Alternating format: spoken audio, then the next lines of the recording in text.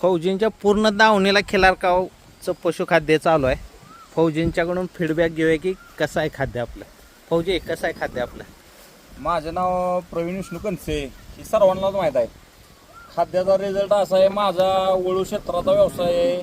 माझा पळाव बैल माझ्याकडे 4 आहे ती, व माझ्याकडे बच्चे 2 असते ती विक्रीसाठी. सगळ्यात आत्ता सगळ्या खाद्यात टॉपचा रिझल्ट खिलारकावचा आहे. आणि तो असा नाही, ऑन ग्राउंड कधीही या माझ्याकडे कंटिन्यू 2 पोती आम्ही घेतोच. म्हणजे मला 6 पोती लागते ती महिन्याला आत्ता.